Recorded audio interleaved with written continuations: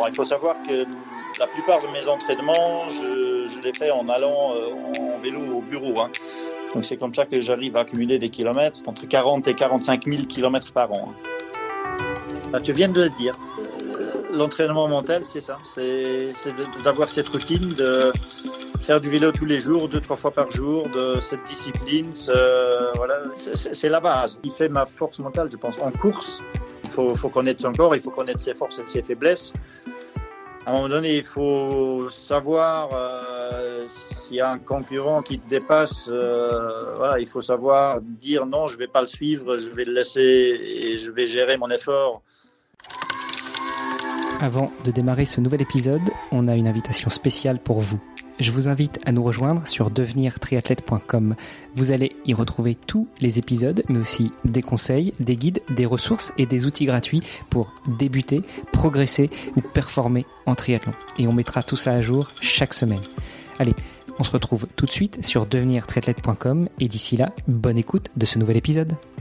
Salut les sportifs, c'est Armano et je suis très heureux de vous recevoir pour un nouvel épisode du podcast Devenir triathlète. Aujourd'hui, on va échanger avec un ultra cycliste. Et oui, une fois n'est pas coutume, on a déjà eu quelques ultras sur ce podcast, que ce soit des hommes mais même des femmes. Je suis très content de pouvoir tendre le micro à Ralph Dizeviscourt. Salut Ralph. Bonjour. Bon Ralph, on entend une petite pointe d'accent dans ton bonjour. T'aurais même pu nous dire moyenne. Je te laisse peut-être te présenter et nous dire d'où tu viens, où tu vis, qu'est-ce que tu fais. Dis-nous tout sur Ralph Dizeviscourt avant qu'on rentre beaucoup plus dans le détail du Ralph sportif. Ça marche. Donc mon nom c'est Ralph Dizeviscourt, je suis luxembourgeois, j'habite au Luxembourg, je suis né au Luxembourg. Un des rares luxembourgeois, disons, on est de moins en moins nombreux. Un des, entre guillemets, vrais luxembourgeois, c'est-à-dire né au Luxembourg, grandi au Luxembourg, vécu au Luxembourg.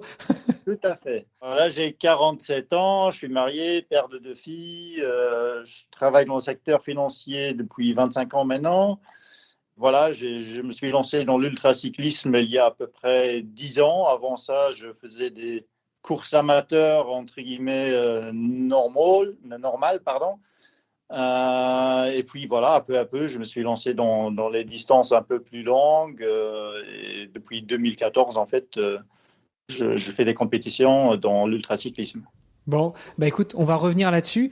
Tu disais qu'avant, tu faisais des compétitions un peu plus normales. T'étais sur des compétitions de cyclisme local, national, international? Un peu de tout. Donc, il faut dire que je me suis lancé en fait très très tard dans le milieu du vélo de compétition. J'ai commencé les courses à l'âge de 27-28 ans, donc ce qui est déjà assez tard. Hein. J'ai donné priorité d'abord à mes études, puis je me suis lancé dans la vie professionnelle et c'est seulement à partir de ce moment-là où voilà, j'ai pu trouver un certain rythme de vie qui m'a permis de m'entraîner correctement. Et bon, à ce moment-là, voilà, je me suis lancé dans les courses cyclistes. À cet âge-là, évidemment, c'est pas évident, hein, c'est assez dur. On n'est pas habitué au rythme, même si on s'est roulé en vélo. Bon, les courses, c'est quand même différent. Hein, on ne sait pas se positionner dans le peloton, etc. Donc là, il y a vraiment des années d'apprentissage à faire avant de s'y retrouver. Et, bon, j'y suis arrivé. J'étais 5 fois champion du Luxembourg en contre-la-montre chez les non-professionnels. J'ai pu faire le Tour du Luxembourg, qui est une course avec les pros, où j'ai roulé en équipe nationale.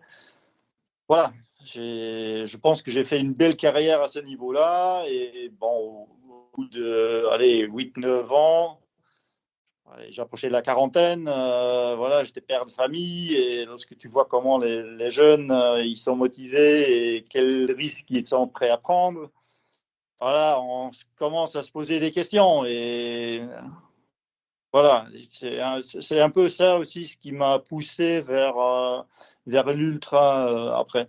Sachant que voilà, j'avais toujours une préférence pour les épreuves un peu plus longues, pour les parcours un peu plus accidentés, voire montagneux. Donc ça convenait mieux à mon gabarit. Bon, je ne suis pas vraiment un vrai grimpeur maintenant, mais disons, habitant dans les Ardennes, dans l'Eislik, comme on dit chez nous, voilà, je suis habitué à monter les côtes et c'était plutôt sur ces parcours-là où je me retrouvais à l'aise. Ouais, après, j'ai vécu quelques années au Luxembourg. Les Ardennes luxembourgeoises, c'est pas les Alpes non plus. Faut pas exagérer. Non, c'est pas les Alpes non plus, mais bon, tu sais quand même accumuler du dénivelé dans Bien tes sûr. entraînements. Et sur les courses, bah là, souvent, c'est des parcours plats, c'est roulant, c'est des critériums, mais bon, ça n'a jamais été vraiment mon terrain de prédilection. Tu nous as dit que tu découvres le vélo assez tard, en fait, un peu avant la trentaine. Avant, tu faisais d'autres sports, même en amateur? Non, pas vraiment. Disons, avant, je faisais aussi du vélo, mais c'était vraiment du pur loisir. Hein. Donc, bon, je faisais peut-être quelques randonnées, mais pas de compétition. Hein. Je n'avais pas d'esprit de compétiteur avant, en fait.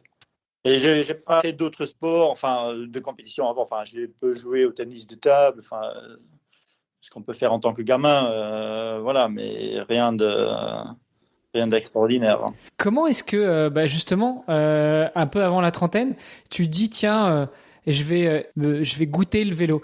Est-ce que c'est juste une question d'opportunité? Est-ce que c'est quelque chose qui vraiment t'a animé? Est-ce que tu as tout de suite voulu rentrer dans le sport du vélo ou tu étais plutôt en mode cycliste du dimanche? Enfin, raconte-nous un petit peu tout ça. Bah, disons, ce sont plutôt des copains à moi avec qui je roulais voilà, le dimanche, hein, qui m'ont dit voilà, tu as quand même un bon niveau, essaye au moins, enfin, qui sait, à mon avis, donc ils me disaient tu vas bien te débrouiller, etc.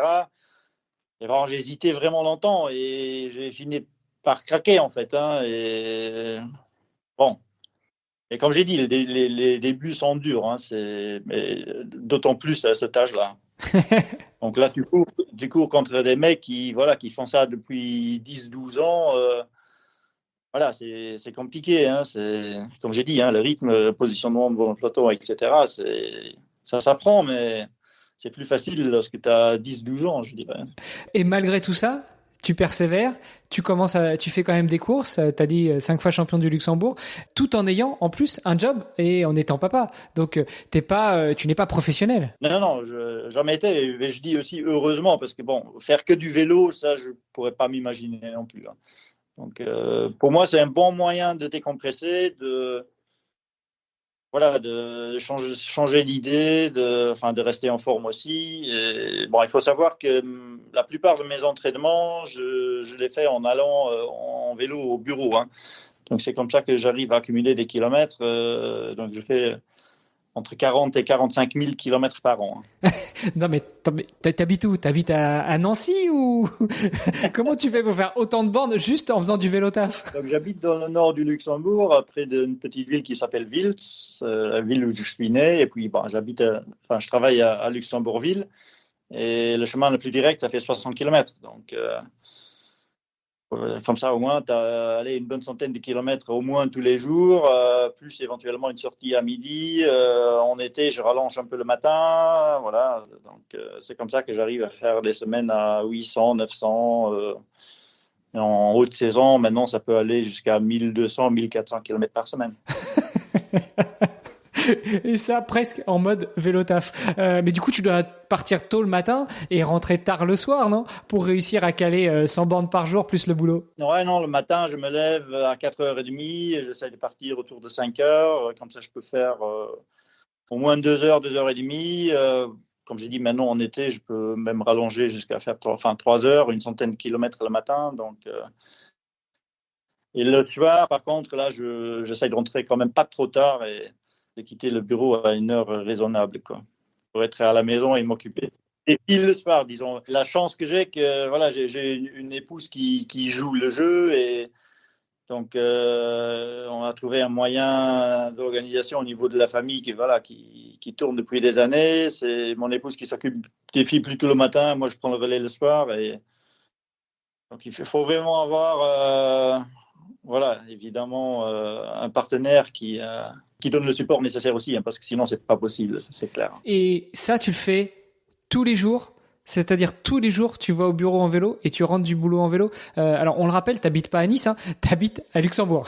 Donc, pour ceux qui ne connaissent pas, Luxembourg, il y a 2 jours de beau temps par... Non, j'exagère. Non, mais bon, voilà, c'est comme le nord de la France, quoi. En gros, il fait beau de avril à septembre, parfois octobre. Le reste du temps, c'est froid, pluie, parfois neige, parfois verglas. Ouais, par tous les temps, toute l'année. Et comme tu dis, voilà, on n'est pas vraiment gâté avec la météo ici, mais voilà, on s'y habitue. Donc tu fais une petite dizaine d'années où tu fais du cyclisme amateur plus, 5 fois champion du Luxembourg. Et ensuite, comment tu arrives sur l'ultra? Au tout début, c'est vraiment un peu un hasard parce que c'était en 2011, j'ai eu un accident à l'entraînement en vélo et du coup, j'ai raté enfin, mon début de saison avec toutes les courses qui d'habitude sont prévues à ce moment-là. Et après, voilà, j'étais à la recherche d'un challenge pour l'été et je suis tombé sur le Tour du Mont Blanc. Peut-être une course que tu connais, Oui. de 330 km autour du massif du Mont Blanc. Et bah, je me suis dit, allez, je vais tenter ça, je vais essayer. Et voilà, j'y suis allé. J'ai remporté la course sous des conditions climatiques dantesques. Enfin, il pleuvait, il neigeait, c'était affreux. Et je roulais avec Éric Le Blaché, qui avait gagné l'édition précédente. J'ai réussi à le battre. Lui, il finit deuxième. Bon, on est bons copains depuis. Et c'est comme ça que j'ai un peu pris goût. Donc en 2011, j'ai gagné. J'y suis retourné en 2012, où j'ai établi un nouveau record sur le parcours. Et voilà, comme ça, j'étais lancé. Mais bon, à ce moment-là, je ne pouvais pas encore m'imaginer un jour faire rouler toute une nuit. Pour moi, à ce moment-là, c'était encore inimaginable. Hein. Ouais, parce que 330 km, bon, sur du plat, ça se fait en quelques heures. Quelques heures, j'exagère. Hein. On n'est pas loin de quelques dizaines d'heures. Par contre, 330 bornes autour du Mont Blanc, le record que tu avais établi, il était à combien d'heures? Bon, c'était le record à ce moment-là, c'était 11h30. Avec un départ. À 5h du matin, il y a 8000 de dénivelé, je pense, à peu Ouais. près. Ouais, donc 7 heures du matin, voilà, à 20 heures, il y a déjà une bonne partie des participants qui commencent à être arrivés. Mais là, t'es pas encore, tu déroules pas encore sur la nuit. Et justement, quand est-ce que tu commences à basculer vraiment dans l'ultra? 330, c'est du long, c'est du presque ultra, mais pour moi, l'ultra, c'est au-delà, c'est à partir de 500 bornes, quoi. Non, c'est vrai, non, c'est vrai. C'était plutôt, disons, la porte d'entrée. Et donc, je disais, en 2012, j'ai battu le record. Et puis en 2013-14, je me suis fait battre à chaque fois. Et j'ai remarqué que sur la fin, je réduisais à chaque fois l'écart par rapport au vainqueur. Et donc là, j'ai commencé à me dire, bah, peut-être c'est trop court. Et puis, j'avais un copain luxembourgeois qui, lui, faisait déjà des courses ultra à ce moment-là. Et Race Across the Alps en l'occurrence. Et voilà, je me suis dit que, bon, allez, si lui, il peut le faire, c'est jouable. Pourquoi pas l'essayer aussi? Et c'est comme ça que je suis arrivé au Raid Provence Extrême à l'époque. C'était en 2014 ou 13 où j'ai fait ma première apparition sur le Raid Provence. Et ça, c'était 600 km. Hein. Je pense que c'est une course qui aujourd'hui n'existe plus, malheureusement. C'était un très beau parcours avec le Ventoux, enfin, les Alpes, Montagne du Lure, etc. Mais là, j'ai souffert. Hein. Donc là, j'étais vraiment encore très débutant dans la discipline. Et, voilà. Donc là aussi, j'ai fait mes apprentissages pendant les premières courses. C'est marrant parce que tu vois, j'ai la même impression. Alors un petit peu plus tôt, mais j'ai la même impression sur le triathlon. Moi, j'ai presque ton âge, donc on peut dire on est plutôt jeune, hein, malgré tout, même si on n'a pas encore passé la cinquantaine. Et je me souviens quand j'avais 18 ans que je faisais du triathlon, on me dit triathlon, truc de fou. Bon, maintenant le triathlon c'est tellement mainstream. Enfin, qui n'a pas fait un Ironman presque? Et c'est pareil sur l'ultra, tu vois, on en parle, on se dit 2014, 2015, 600 bornes, c'était super dur, c'était une course, vous étiez pas beaucoup, quoi. Maintenant, t'as presque l'impression que quel ultra cycliste n'a pas fait sa Race Across France, voire sa Race Across America. J'exagère, évidemment, je grossis le trait, mais c'est impressionnant ce switch qu'il peut y avoir sur l'endurance longue, voire l'ultra distance. Ouais. Et en tout cas, dans mon cas de figure, hein, je parle pour moi, c'est vraiment un processus qu'il faut parcourir où je pense physiquement et mentalement, et ça prend des années. Hein. Donc, tu ne vas pas faire du jour au lendemain une Race Across America, comme tu dis, mais donc là, moi, je suis persuadé que voilà, il faut mettre quelques années pour vraiment se sentir prêt, mentalement surtout, et et puis aussi être prêt physiquement. Donc, je te propose qu'on continue un petit peu à dérouler le fil de ta carrière sportive, et puis après, on reviendra justement sur ces éléments que tu abordes, c'est-à-dire être prêt physiquement, être prêt mentalement. Tu l'as dit aussi, avoir un partenaire ou une partenaire qui joue le jeu, qui t'accompagne, qui soit presque avec toi dans la préparation et dans les compétitions. Donc 2013 ou 14, ce premier Raid Provence, et t'en chies, parlons clairement. Qu'est-ce qui fait que tu continues et que tu deviens le Ralph Dizeviscourt qu'on connaît maintenant? Disons, la première participation au raid, là, j'ai eu pendant la nuit une collision avec un sanglier. Enfin, j'étais en tête de course et dans une des descentes pendant la nuit, voilà, il y a un sanglier qui passe la route et bon, je rentre dedans, je fais un petit tonneau, bon, je me relève, mais bon, j'avais mal au dos et puis bon, le deuxième, évidemment, il me dépasse.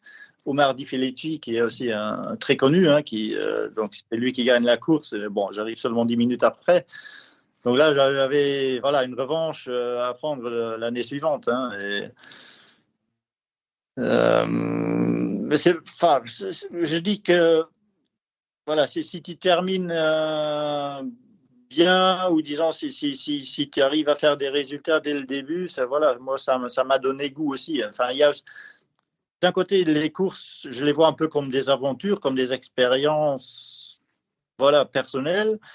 Mais il y a quand même aussi l'esprit compétition qui compte pour moi. Hein. Donc, faire 500 km juste ça pour le plaisir, oui, c'est sympa, mais voilà, il manque un petit peu quelque chose. Donc, Dixit, le gars qui se fait 150 bornes par jour pour aller et revenir du boulot. Là, t'es tout seul. Il y a personne qui vient concourir avec toi. Oui, mais là, je sais que c'est la préparation qu'il me faut, qui est nécessaire pour pouvoir faire les courses, pour pouvoir arriver au résultat que je veux. Bien sûr, je te taquine. Donc t'as ta revanche à prendre et du coup, tu te réalignes l'année d'après pour prendre ta revanche et pour gagner, évidemment. Pour gagner, et puis voilà, après c'était lancé. J'ai fait, donc ça c'était typiquement au mois de mai-juin, et en septembre, là, il y avait une course dans les Dolomites qui s'appelait la Dolomitica. C'est une course aussi sur 600-700 km. Mais là, avec 17 000 mètres de dénivelé. Donc, là, le ratio. Et c'était aussi une manche de qualification pour la RAM. Bon, ce qui à ce moment-là n'était pas du tout un critère pour moi. Enfin, RAM, la Race Across America, pour ceux qui... Et là, par surprise, comme j'ai déjà dit, hein, je ne suis pas un pur grimpeur, mais bon, je me débrouille plutôt bien quand même dans les bosses. Et là, j'arrive aussi à gagner devant Marzio Bruseghin, qui à l'époque il venait juste de terminer sa carrière, et c'est l'ex-champion italien chez les pros. Et donc voilà, j'arrive à remporter la course et du coup, voilà, j'étais qualifié pour la Race Across America. Et là, c'est le début d'une vraie histoire dans l'ultra. Voilà, après, tout de suite après la course, la RAM, c'était pas un sujet du tout, hein. Et bon, en rentrant à la maison, discutant avec mon épouse, elle me dit c'est quand même sympa, réfléchis-y quand même. Et puis voilà, le projet est lancé, parce que là je dis c'est vraiment un projet. Hein. Après, il faut se mettre à la recherche de partenaires financiers, pour matériel, etc. C'est toute une organisation, c'est déjà une épreuve en soi pour pouvoir se retrouver à la ligne de départ, je dirais, de la RAM. C'est plus la même chose. Et toutes ces premières courses que tu as faites, à partir de 330 bornes, à partir du Tour du Mont Blanc, est-ce qu'il y a une distinction entre pro et amateur, élite et groupe d'âge, ou là finalement on est tous dans le même bateau, tous dans le même bain, tous dans le même peloton en fait? Même bateau, maintenant en ultra, il y a sur presque toutes les courses, maintenant, il y a deux catégories d'âge. Hein. Il y a les en dessous de 50 ans et les plus de 50 ans. Bon, t'es encore en dessous, toi. Pour l'instant, je suis encore chez les jeunes, ouais. Et allons-y, restons sur ce projet Race Across America. Donc, t'en parles avec ton épouse qui te dit, regarde quand même. Tu vois, pour revenir sur le triathlon, c'est un peu comme quand tu obtiens une qualif pour Hawaï. Ta femme, souvent, elle te dit, regarde quand même, Hawaï, c'est sympa, les vacances, ça peut être cool, non? Non, mais voilà, là, je me sentais pas encore prêt du tout. Hein. J'avais pas d'expérience, j'avais juste roulé une nuit, donc sachant que la RAM, voilà, t'es parti pour aller entre 8 et 12 jours. Hein, et donc, Donc ça, c'était en 2014 où je me suis qualifié. Et bon, je me suis dit là, 2015, c'est trop tôt. Et puis 2015, c'était un peu une année de transition. Je me disais, voilà, là, je veux faire un peu plus de courses, je veux gagner en expérience, je veux que mon équipe aussi, mon équipe d'assistance gagne en expérience également, parce que ça, c'est important aussi. Et donc là, j'avais fait Race Across the Alps, qui est très dur aussi, une course 500 km avec 13 000 de dénivelé. Bon, là, il y avait vraiment des purs grimpeurs. J'ai fini 3e. C'était déjà pas mal. Il y avait des purs grimpeurs, il y avait 2 purs grimpeurs, quoi, parce que toi, tu étais 3e. Et puis après, j'ai fait le tour de la Suisse, le tour, 1000 km. Donc ça, c'était une première pour moi où je roulais plus qu'une nuit, en fait. Et ça, c'était très instructif, disons, pour moi, en tout cas. C'était très dur parce que là, on roulait donc 2 nuits d'affilée sans dormir. Là, c'est vraiment la première fois où j'ai senti le manque de sommeil, avec des hallucinations, etc., avec tout ce qui va avec. Et tour, j'ai remporté également. Donc, et voilà, tout ça, ça m'a donné confiance pour la suite. Et donc, pour 2016, je me suis lancé dans la Race Across America pour la première fois. Parce que une qualif que tu obtiens pour la Race Across America, elle est valable jusqu'à ce que tu y ailles ou tu as une durée? Elle est valable 2 ans. Et une fois que tu as fini la course, la rame, tu es qualifié à vie. Donc, voilà, tu peux le refaire autant de fois que tu veux. Ah, tu peux y retourner autant de fois que tu veux. Voilà. Ouais. Tu n'as plus besoin de te qualifier. Ouais, mais c'est parce que ce sont que les meilleurs qui y vont. Bah, comme j'ai dit, après, il y a toute la logistique à organiser aussi. Donc, rien que pour arriver à la ligne de départ, c'est déjà une réelle épreuve. C'est déjà très compliqué. Ça demande beaucoup d'efforts et d'énergie. Et comment on organise ça, justement? Parce que tu l'as dit, il y a la partie logistique. Donc, il faut organiser la team qui va t'accompagner parce que c'est pas une course. Alors, c'est une course où tu es en solitaire. T'es le seul à pédaler sur le vélo. Par contre, t'es obligé d'avoir une assistance. Donc, comment t'organises cette assistance? Il faut trouver du monde qui est disponible. Il faut trouver du monde qui veut bien venir, bénévolement, gracieusement ou contre finance. Du coup, faut trouver aussi des partenaires financiers ou des sponsors, à moins que ton épouse travaille pour 2 et que vous puissiez vous le permettre. Enfin, est-ce que tu peux nous expliquer un peu tout ça? Ah voilà, il y a tout ça, comme tu dis, il y a tout ça à mettre en musique. Donc, je me suis mis à demander auprès de mes amis, de mes collègues, de ma famille, qui serait intéressé éventuellement à partir avec moi pendant 2 semaines aux États-Unis en juin 2016. J'ai envoyé je ne sais pas combien de demandes de sponsoring à gauche, à droite, plein de sociétés que je connais. J'ai écrit à tous les magasins vélo que je connaissais, etc. Et bon, après, ça s'est construit petit à petit. Et donc, pendant longtemps, en fait, tu es dans l'incertitude parce que tu sais pas est-ce que tu vas y arriver ou pas. Les budgets, bon, moi, je dis pour faire une rame correcte, il faut compter à l'époque, il fallait compter entre 30 et 40 000 euros de budget. Si tu veux que ton équipe d'assistance n'ait pas de frais, donc en fait, bon, ils doivent prendre congé s'ils travaillent encore, mais sinon, tu ne vas pas pouvoir leur payer un salaire ou je ne sais pas quoi. Mais voilà, c'est déjà un gros sacrifice comme ça. Mais au moins, comme ça, ils n'auront pas de frais liés au voyage, etc. Donc ça, c'était toujours un peu ma philosophie. Donc, s'il y a des gens qui viennent avec moi, voilà, je veux qu'ils puissent le faire dans de bonnes conditions. Parce que je sais, il y en a aussi d'autres qui le vendent, entre guillemets, comme un team building. Donc, ils cherchent des gens, ils leur disent, voilà, si vous venez, voilà, c'est super, c'est un team building, mais il faut payer vos frais. Donc, et ça, bon, c'était pas du tout ma vision des choses. Salut les sportifs, c'est Charlie d'Opentree et je me permets d'interrompre votre podcast un très très court instant. Si l'épisode que vous êtes en train d'écouter vous plaît, alors on a besoin de vous. Est-ce que vous pourriez prendre 10 petites secondes pour ouvrir votre appli de podcast préféré, y trouver la fiche du podcast Devenir triathlète X Opentree et nous laisser une note, de préférence 5 étoiles, en nous disant ce qui vous plaît le plus dans le podcast. Ça vous prendra seulement quelques secondes, mais ça nous permettra de continuer à améliorer le podcast et à se faire découvrir par d'autres auditeurs triathlètes. Un immense merci à vous qui allez laisser une note et on se retrouve tout de suite pour la suite de votre épisode. Ce qui est pas énorme le budget que tu nous annonces, parce que à ce micro j'ai reçu aussi Philippe Moreau. Alors lui c'est sur la course à pied, ultra runner. Il a traversé l'Australie en courant et lui il nous annonce un budget pas loin des 100 000 euros à l'époque quand il l'a fait, parce que il se déplace avec 2 véhicules, il se déplace avec 4 ou 5 personnes en plus de lui. Il faut dormir tous les soirs pour lui et pour les autres, donc soit dans des hôtels, soit dans le camping-car. Donc voilà, ça fait pas le même budget. C'est vrai que la rame, bon déjà c'est plus rapide parce que la traversée des États-Unis en courant c'est 38 jours. Mais la rame, c'est entre 8 et 12, t'as dit. Et puis en fait, tout le monde dort en même temps que toi, c'est-à-dire jamais, quoi. Après, ça dépend de l'organisation de ton équipe d'assistance. Donc, moi, typiquement, j'avais, disons, 9 personnes, 3 dans le camping-car et 2 fois 3 personnes qui me suivaient dans la voiture. Donc, ça, c'était un peu toujours notre organisation. Et après, oui, tu as les vols, tu as les voitures de location. Mais bon, on dormait toujours dans le camping-car, donc on n'avait pas d'hôtel, en tout cas sur la route. Après, évidemment, au départ et à l'arrivée, oui. Et le budget le plus important, c'est pour les vols.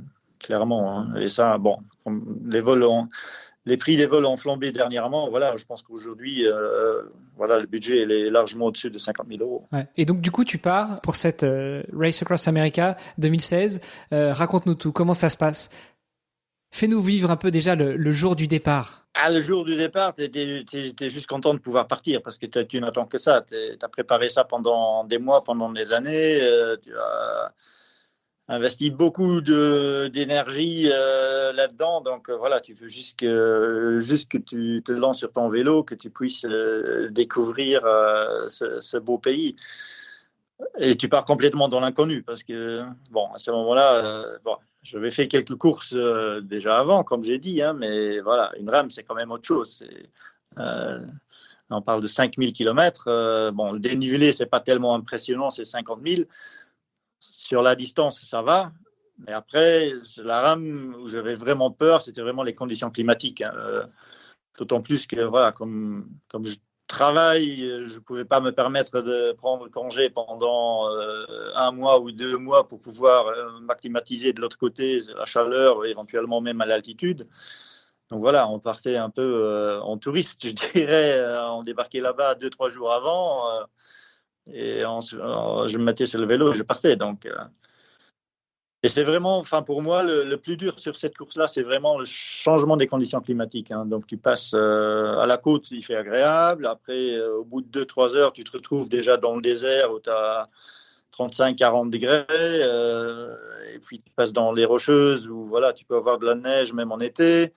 Après, il y a les plaines du Midwest au Kansas où ça a des longues lignes droites de 80 km. Donc c'est affreux. Si là, tu as encore plus vent de face, tu meurs. C'est terrible. Et puis, sur la fin, tu as le massif des Appalaches où tu as les pentes les plus raides. En fait, là, tu as des montées à 15-20%. C'est un peu comme les Vosges. Je compare toujours aux Vosges. Et ça, c'est au bout de 4500 km. Donc, on n'est plus tellement frais. Donc pour moi, la première expérience était vraiment dure, d'autant plus j'avais un peu des soucis de santé parce que, bon, là aussi, c'est un peu manque d'expérience. On partait trop vite, on regardait trop les concurrents. Donc je me battais pour la tête de la course avec un Allemand qui a fini par gagner après, Pierre Bischoff. Et du coup, j'arrivais dans les Rocheuses, j'étais déjà trop fatigué, mon corps avait déjà trop souffert et puis il y a eu du liquide qui s'est accumulé dans mes poumons. J'étais vraiment très près de l'abandon à ce moment-là, donc j'ai dû m'arrêter pendant presque une demi-journée. On a pris une chambre d'hôtel. J'avais un médecin dans l'équipe d'assistance pour surveiller mon état de santé. Je pense que ça c'est primordial sur une telle course.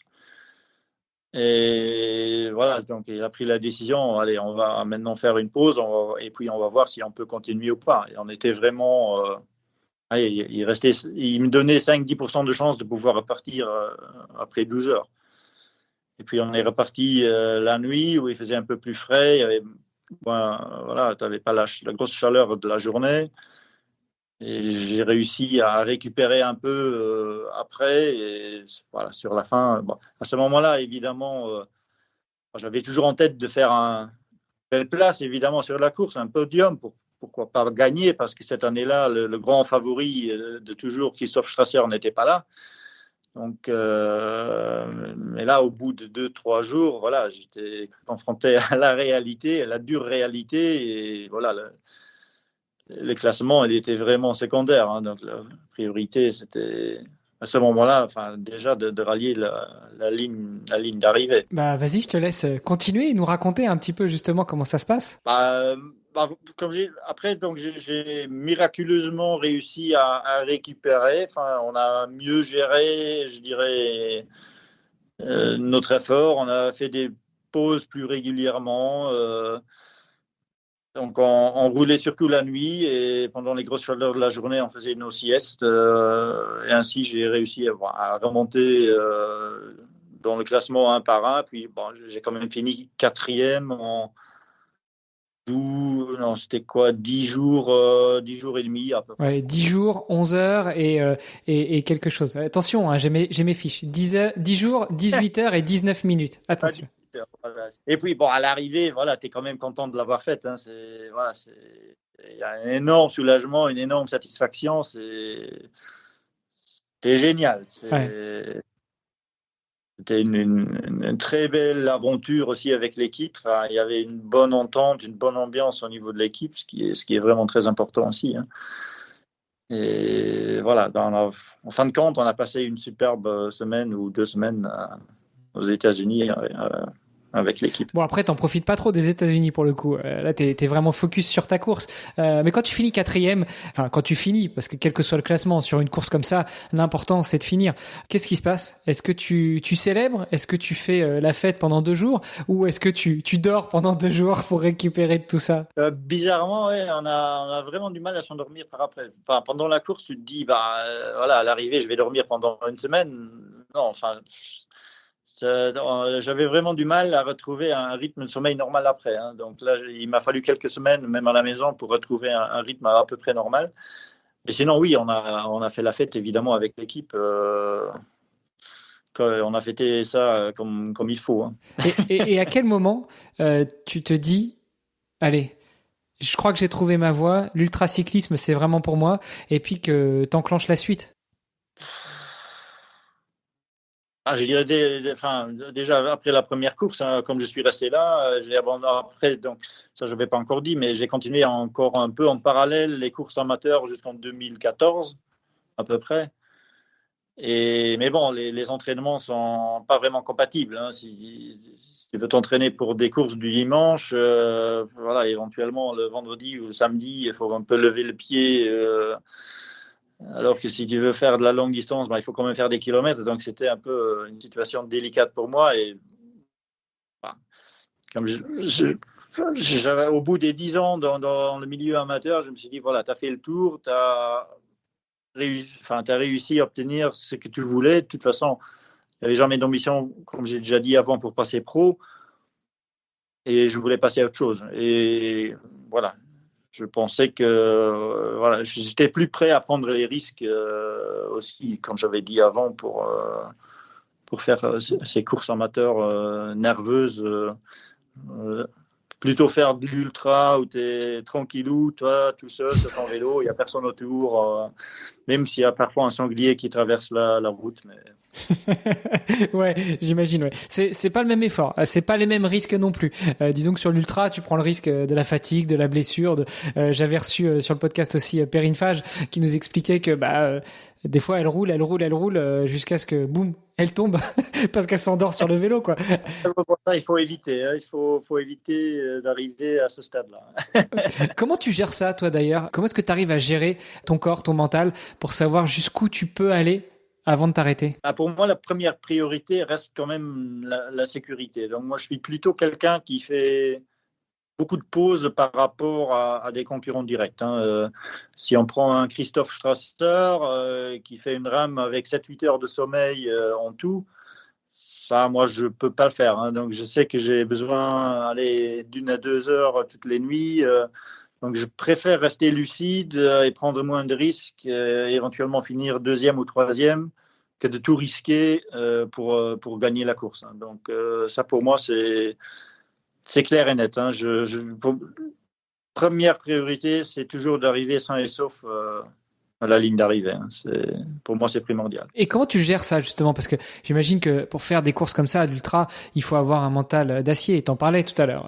Ce qui te permet d'en être là où t'en es aujourd'hui, c'est la préparation physique, mais c'est aussi le mental. Et c'est tout ce que tu mets évidemment encore en plus autour, l'hygiène de vie, l'alimentation, le sommeil, l'organisation familiale, etc. Mais comment est-ce que tu fais mentalement pour savoir jusqu'où tu peux aller? J'entends que t'es plutôt un profil à ne pas tout risquer ou ne pas aller sur des risques démesurés. Mais justement, comment tu calcules les risques? Comment tu sais que à 23h39, tu avais prévu de rouler jusqu'à 23h59, tu dis non, bah écoute, c'est bon. Là, 20 minutes plus tôt, j'arrête 20 minutes plus tôt, je repartirai 20 minutes plus tôt, mais là, il faut que j'arrête parce que sinon je perds en lucidité. Disons, au fil des années, là, je pense que je peux dire que je connais mon corps très bien et je sens jusqu'où je peux aller quand je dois lever le pied, etc. Et j'ai aussi, c'est aussi une des raisons pour moi pourquoi je préfère les courses avec assistance, sachant qu'aujourd'hui le train va plutôt dans l'autre direction des courses unsupported, comme ils disent, sans support. Donc là, j'ai l'équipe d'assistance derrière moi qui, eux, me voient sur mon vélo, ils voient mon état et ils peuvent aussi prendre des décisions à un moment donné de me dire, voilà, stop, maintenant tu t'arrêtes. Voilà, à un moment donné, c'est plutôt eux qui prennent les relais et qui prennent les décisions. Bon, et comment tu prépares ton mental justement pour tout ça? Déjà rouler matin et soir, quel que soit le climat, c'est déjà pas mal pour se préparer, mais comment tu prépares ça? Tu viens de le dire.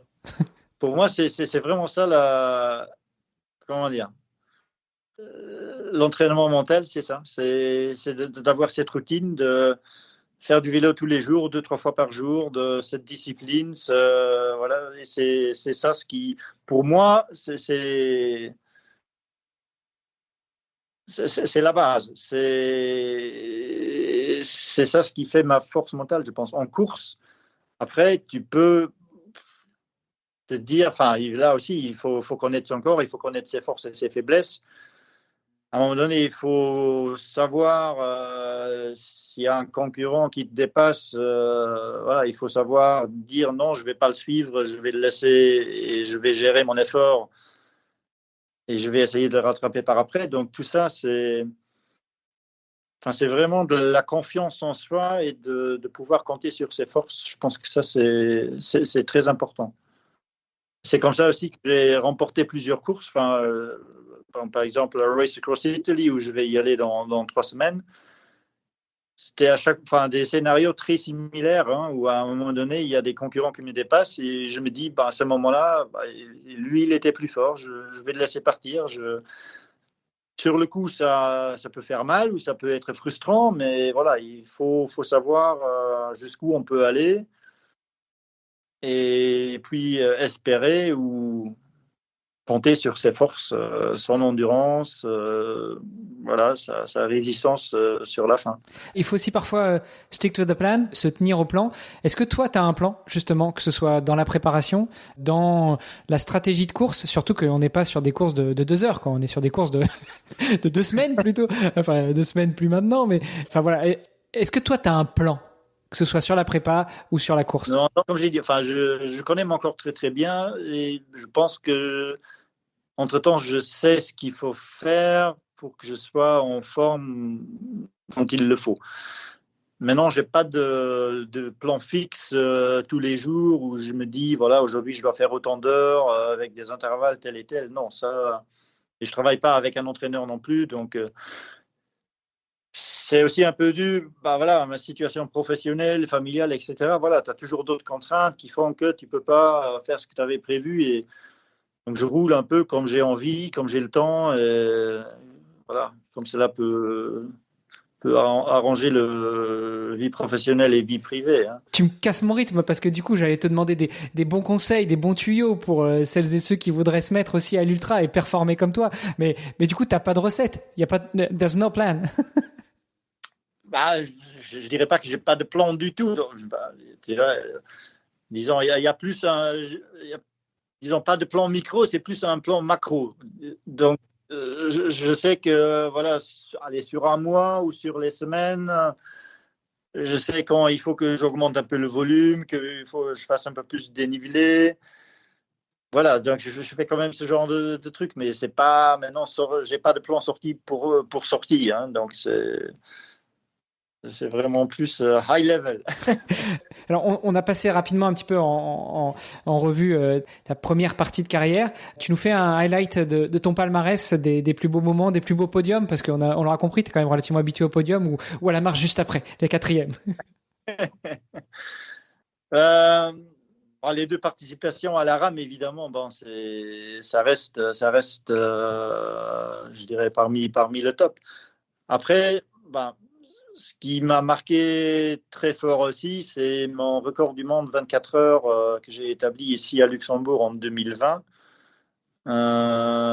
Donc c'était, après, tu as différentes catégories hein, dans les records 24 heures. C'est sur piste intérieure, extérieure ou sur un circuit. Et moi, j'avais fait sur un circuit à l'extérieur. J'ai fait 915 km.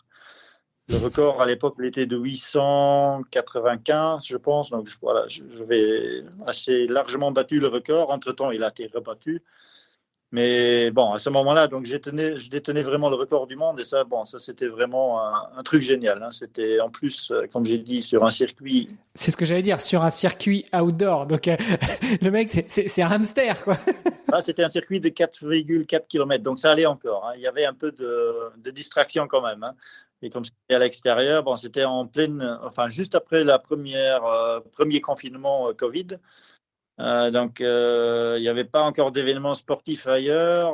Donc, le moment était vraiment idéal. Hein. J'avais tout le focus presque national hein, de la presse, tout le public.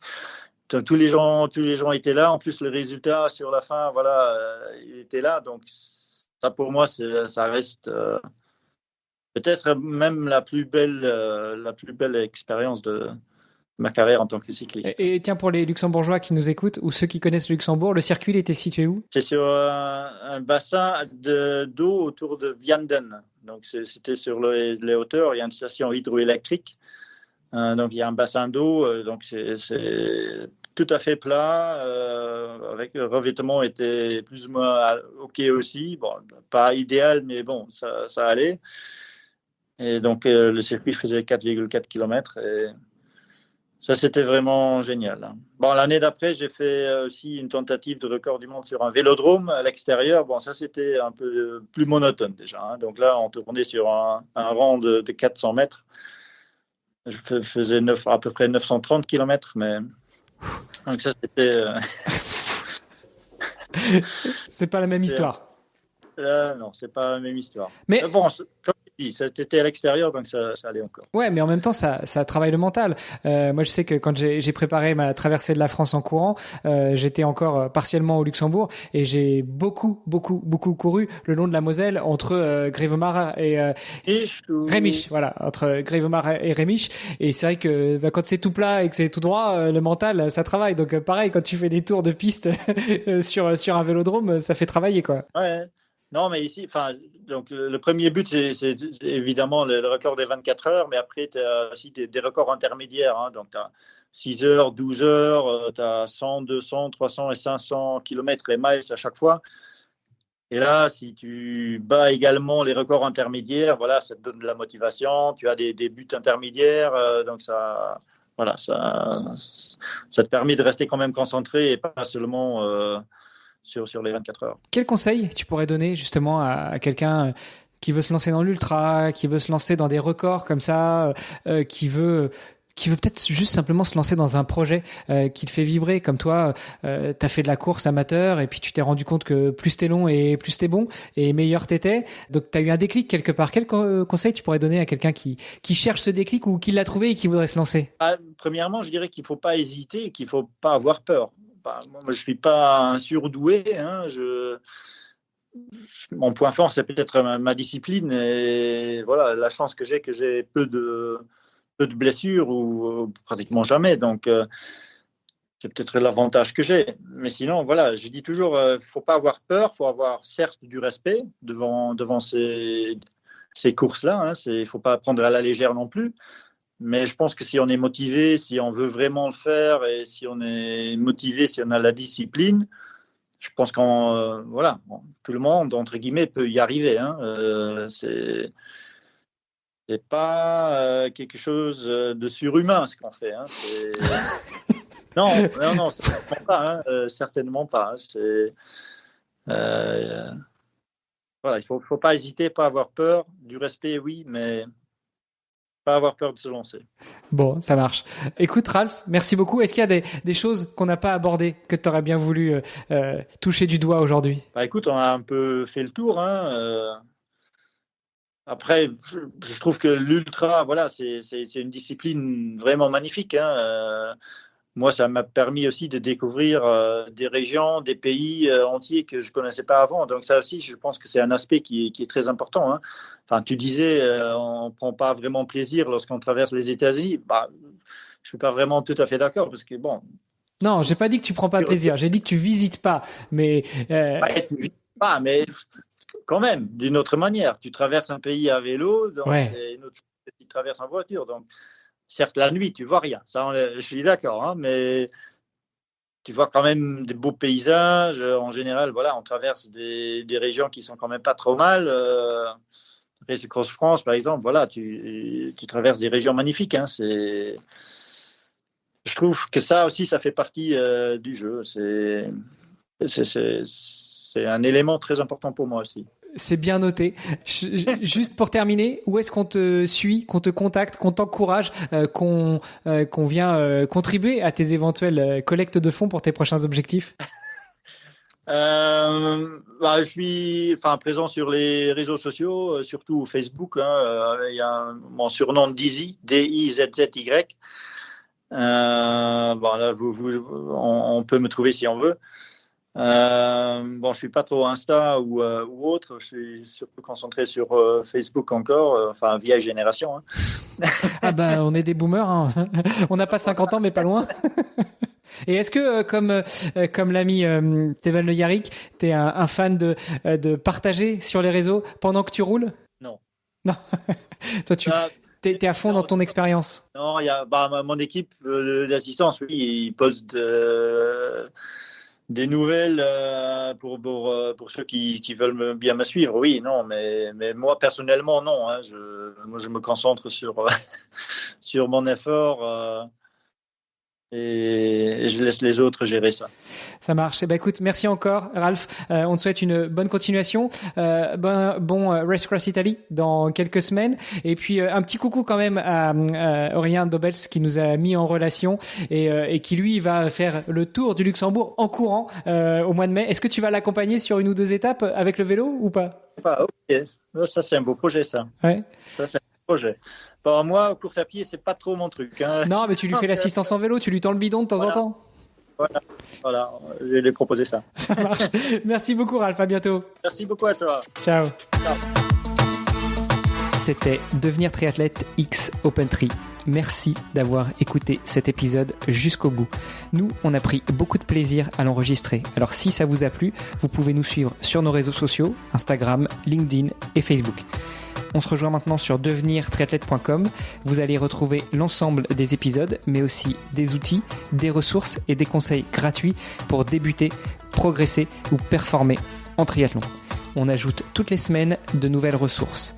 Si vous avez une idée d'invité, n'hésitez pas à nous envoyer un petit message. Et si vous voulez être accompagné sur vos prochains objectifs sportifs, connectez-vous sur opentri.fr et on se fera un plaisir de vous aider. Alors, n'hésitez pas, on se retrouve tout de suite sur devenirtriathlète.com et opentri.fr. Salut les sportifs!